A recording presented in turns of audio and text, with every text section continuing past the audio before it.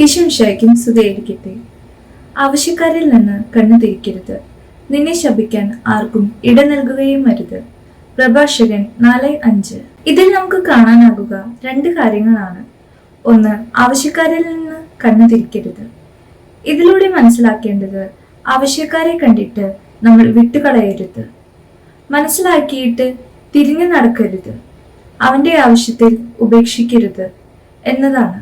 രണ്ട്, നമ്മളെ ശപിക്കാൻ ആർക്കും ഇട കൊടുക്കരുത് എന്നുള്ളതാണ്. കാരണം ഹൃദയം നൊന്ത് ശപിച്ചാൽ ദൈവം അത് കേൾക്കും. ഒരുവന്റെ വേദനയിൽ സത്യമുണ്ടെങ്കിൽ അവന്റെ ശാപം പരിഗണിച്ചു എന്ന് വരാം. ആവശ്യക്കാരനെ അവന്റെ ആവശ്യത്തിൽ സഹായിക്കാൻ ദൈവം നമ്മളെ വിളിച്ചിരിക്കുന്നത് കൊണ്ടാണ് നമുക്ക് അത് മനസ്സിലാകുന്നത്. എന്നിട്ട് അത് നമ്മൾ ചെയ്യാതെ പോകുമ്പോഴാണ് ദൈവത്തിന്റെ ആഗ്രഹം നമ്മൾ അവിടെ നിറവേറ്റാതെ വരുന്നത് എന്നുള്ളതാണ് ഈ രണ്ട് കാര്യങ്ങൾ കൊണ്ട് നാം മനസ്സിലാക്കേണ്ടത്. നമ്മൾ ആവശ്യക്കാരിൽ നിന്ന് കണ്ണു തിരിക്കാതെ അവനെ സഹായിക്കുവാൻ വേണ്ടി ശ്രമിക്കുക. നമ്മളെ ശപിക്കാൻ ആർക്കും ഇടവരുത്താതിരിക്കുക. കാരണം ആരാണ് ഹൃദയം നിന്ന് ശപിക്കുക എന്നൊന്നും നമുക്ക് പറയാൻ പറ്റുകയില്ല. അതുകൊണ്ട് തന്നെ നമ്മുടെ പെരുമാറ്റം ആരെയും വേദനിപ്പിക്കാതെ സന്തോഷത്തോടെ പൂർത്തീകരിക്കാൻ കഴിയുന്നതായി നമുക്ക് ക്രമീകരിക്കാം.